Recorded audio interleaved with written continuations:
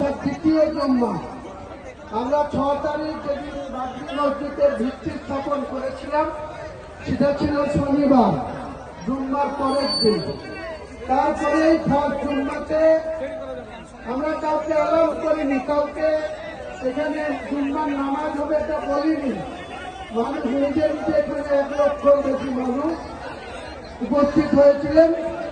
আমাদেরকে দুবার নামাজ পড়তে হয়েছে জায়গার অভাবে, জায়গার সংকলনে। আজও একই অবস্থা হয়েছে। আজকে প্রায় 2 লক্ষ মানুষের উপস্থিতি হয়েছে গোটা রাজ্য থেকে, ত্রিপুরা, আসাম, বিহার, ঝাড়খণ্ড, নদিয়া, উত্তর 24 পরগনা, দক্ষিণ 24 পরগনা, হাওড়া, হুগলি, কুচবিহার, উত্তর দিনাজপুর, দক্ষিণ দিনাজপুর, মালদা, মুর্শিদাবাদ তো আছে। গোটা রাজ্য এবং পাশের রাজ্য আসাম, ত্রিপুরা, ঝাড়খণ্ড, বিহার, উত্তরপ্রদেশ, বিভিন্ন জায়গা থেকে কালকে রাত্রিতে থেকে বিভিন্নভাবে মানুষ এখানে এসছে। তাদের আল্লাহ তাদের রহমত করুক, আল্লাহ তাদের বেশি বেশি করে আরো হৃদায়ত দিক। এটাই আপনাদের কাছে আমার বলা। আর কেউ উচ্ছৃঙ্খলতা করবেন না, বিশৃঙ্খলতা করবেন। দর্শক দেখছেন, এটা হচ্ছে দ্বিতীয় জুম্মা। বাবরি মসজিদের যে শিলান্যাস প্রোগ্রামটা হয়েছে তারপরে এটা দ্বিতীয় জুম্মা। আর দেখুন কত লোক। এর আগের যে জুম্মাটা হয়েছে সেখানেও ভিড় ছিল, কিন্তু আজকে সেটাকে ছাপিয়ে গেছে। এটা তো হুমায়ুন কবির নিজেই বলছেন। আর দেখুন, এটা একটা খোলা মাঠ, সরিষার চাষও হয়েছে বলে মনে হচ্ছে। তো লোকজন এত এসছেন যে ওই চাষের জমি যেখানে একটু ফাঁক ফোকর পাওয়া যাচ্ছে সেখানেই দাঁড়িয়ে পড়ছেন নামাজ পড়ার জন্যে। প্রচুর ভিড় হয়েছে, এটা মানে বলতে কোনো দ্বিধা নেই। প্রচুর ভিড়, প্রচুর মানুষের সমাগম। প্রিয় দর্শক, আমি শফিকুল ইসলাম এবং আপনারা দেখছেন আরামবাগ টিভি। আমি আরেকটা দেখছিলাম, এই যে মানে এটা অবশ্য নামাজের অনেকটা আগের ভিডিও। হুমায়ুনকে ঘিরে একটা বিরাট উচ্ছ্বাস, তার সঙ্গে হাত মেলানোর একটা হিড়িক। এটা মানে প্রায় 2 ঘন্টা আগে জুম্মার নামাজের সময়ের।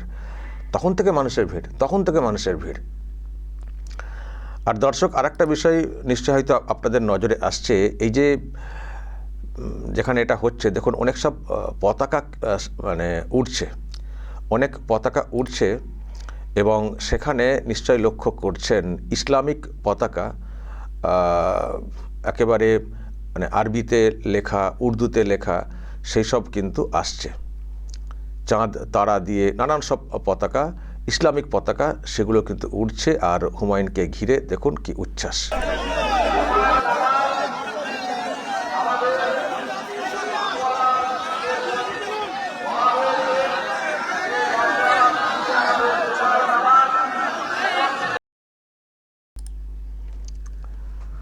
তো তার মানে দর্শক, হুমায়ুন কবিরের ডাকে মুসলিম সমাজের একটা বড় অংশ সাড়া দিচ্ছে। এটা দ্বিতীয় জুম্মা, এতেই এত ভিড় বাড়ছে। উনি বলেছেন ফেব্রুয়ারি মাসে বড় করে একটা প্রোগ্রামের মাধ্যমে কাজটা শুরু করবেন বাবরি মসজিদের। তার আগে জুম্মা চলবে প্রত্যেক শুক্রবার। তো যা দেখতে পাচ্ছি মানে দিনকে দিন যেভাবে ঢল নামছে এটাকে কেন্দ্র করে, দুটো বিষয়। একটা হচ্ছে নিশ্চয়ই বিজেপিও আঁতকে উঠছে আর টিএমসিও আঁতকে উঠছে। আমি দুটোই পরিষ্কার বুঝতে পারছি। বিজেপি আঁতকে উঠছে কী কারণে? এমনিতেই শুনছেন মানে বাংলাদেশে কী সব চলছে, আবার নতুন করে ওখানে উত্তাল হয়ে গেছে বাংলাদেশ।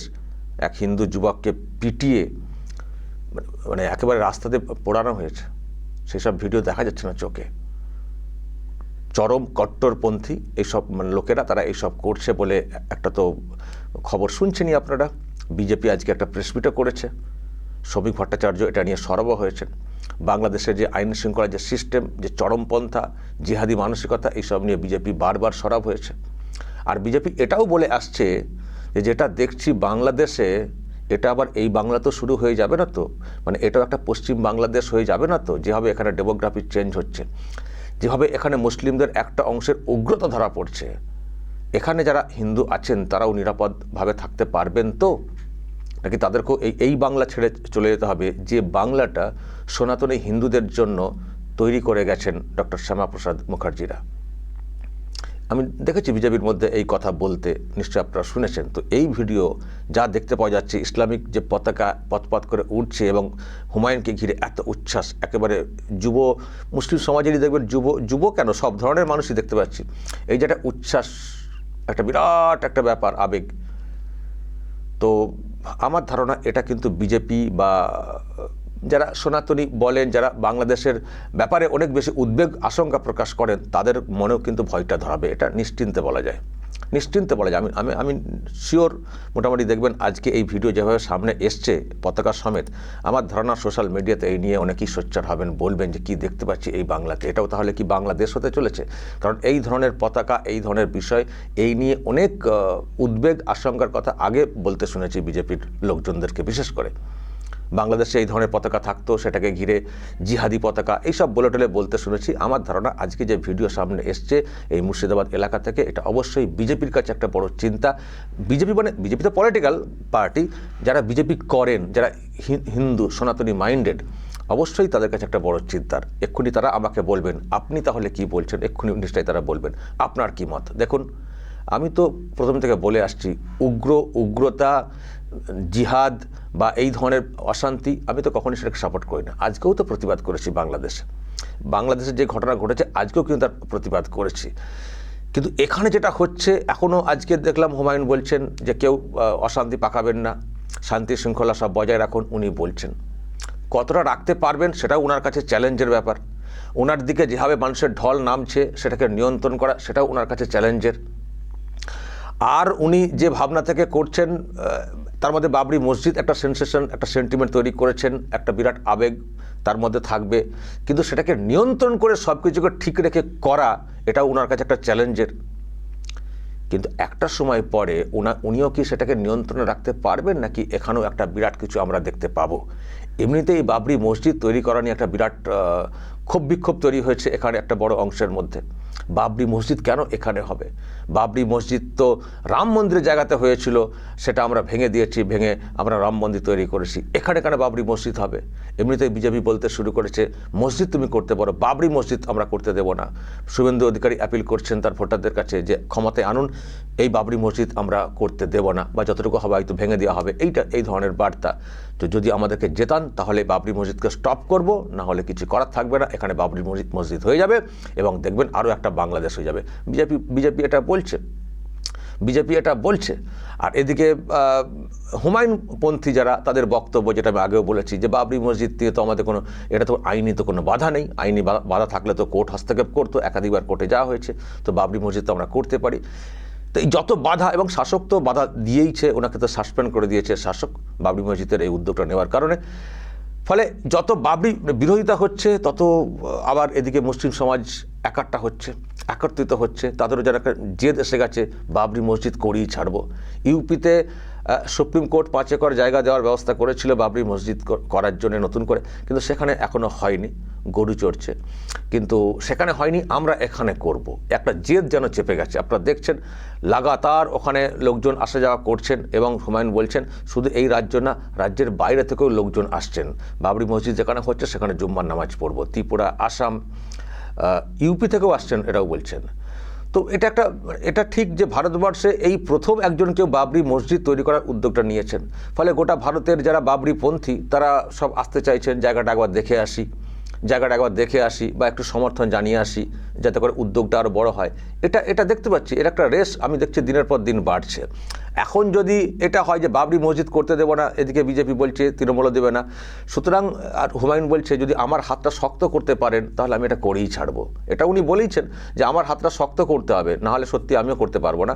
হাত শক্ত বলতে মানে উনি একটা পলিটিক্যাল পার্টি তৈরি করতে যাচ্ছেন, সেখানে যদি সমর্থন করেন যারা আজকে বাবরি মসজিদের সমর্থনে এগিয়ে আসছেন, তারা যদি সেখানে সমর্থন করেন, তাহলে আমার একটা বড় সংখ্যায় এমএলএ হবে, তাহলে আমি সরকারের কাছে আমি আমার অধিকার, আমার দাবি পেশ করতে পারবো। তখন কিন্তু আমার এই কাজটাকে কেউ হস্তক্ষেপ করতে পারবে না, করতে এলেই সরকার ফেলে দেবো। এটা হচ্ছে ওনার মত। তো আমি দেখছি বাধা বিপত্তি অনেক হচ্ছে, সমালোচনা হচ্ছে, মুসলিমদের কেউ কেউ এটা নিয়ে প্রতিবাদও করছেন যারা তৃণমূলপন্থী। আমরা দেখছি তারা বলছেন যে কেন বাবরি মসজিদ, সিদ্দিকুল্লাহ থেকে শুরু করে কিছু মানুষকে দেখছি যারা তৃণমূল করেন, তারা আসলে তারা করছেন, তাদের একটা অন্য ক্যালকুলেশন আছে।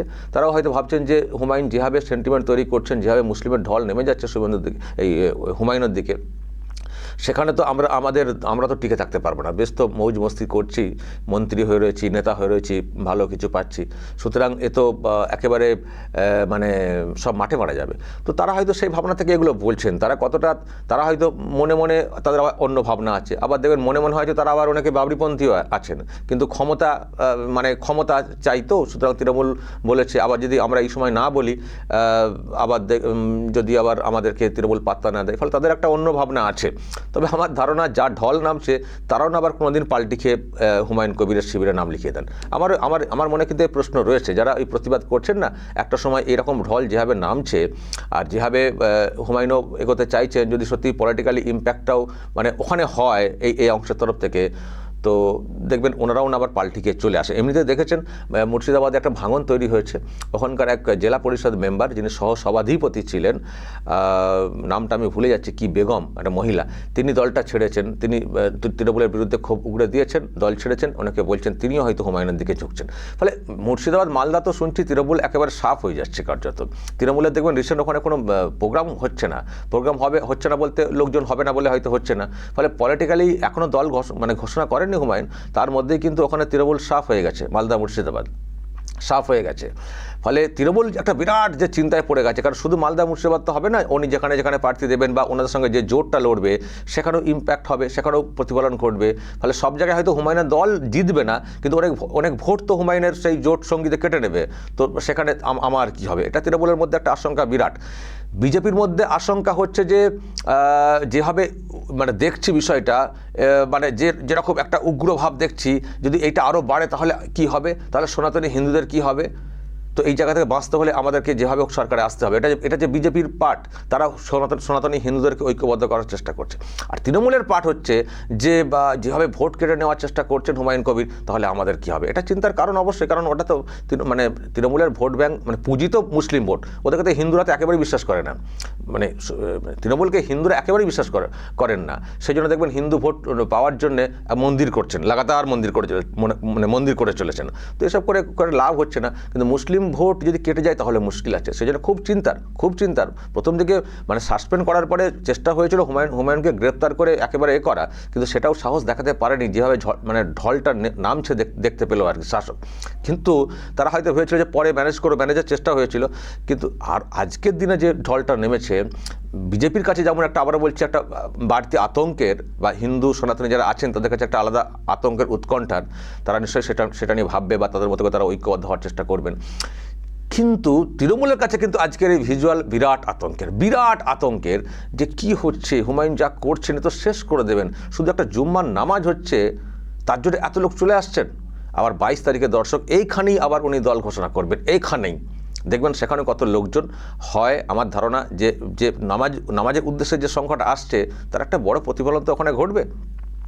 এবং ওনাকে তো দল এই যে ঘোষণা, তাতেও তো বাধা দেওয়া হচ্ছে। উনি বলেছিলেন যে আমি টেক্সটাইল মোড়ে দল ঘোষণা করব, সেখানেও মানে জায়গা দেওয়া হচ্ছে না। তো সেই জন্য সিদ্ধান্ত নিয়েছেন যে যেখানে বাবরি মসজিদ করব ওখানেই মঞ্চ তৈরি করে ওখান থেকেই দল ঘোষণা করব। তো মঞ্চ নাকি বিরাট করে বাধা হচ্ছে, এটাও শুনছি। তো দর্শক, এই হচ্ছে সিনারিও, মানে পশ্চিমবঙ্গের পলিটিক্যাল মানে ইকুয়েশন পুরো চেঞ্জ হয়ে যাচ্ছে। টিএমসি একেবারে আঁটি গড়াগড়ি খাবে। আমি বলেছিলাম, আজও বলছি, যেভাবে বিজেপি ভার্সেস হুমায়ুন শিবির হতে চলেছে, বিজেপির আতঙ্ক এদিকে ঘিরে, আর হুমায়ুন মানে এই বাবরি মসজিদকে কেন্দ্র করে যেভাবে এগোতে চাইছেন এবং মানুষকে বোঝাচ্ছেন মুসলিম সমাজের লড়াই, কিন্তু বিজেপি ভার্সেস এই হুমায়ুন শিবির বা এই মুসলিমদের অংশ বা তার সঙ্গে আরো জোট সঙ্গী এদের হবে। ফলে নতুন একটা ভোটের খেলা কিন্তু আগামী নির্বাচনে হতে চলেছে, যেটা আমি পরিষ্কার দেখতে পাচ্ছি। এখন বাজিমাত কারা করবে তার জন্য অবশ্যই অপেক্ষা করতে হবে রেজাল্ট পর্যন্ত। দর্শক বলবেন, যদি আপনাদের এই নিয়ে আরও কিছু বলার থাকে অবশ্যই বলবেন কমেন্ট বক্সে। নজর রাখবেন আরামবাগ টিভিতে।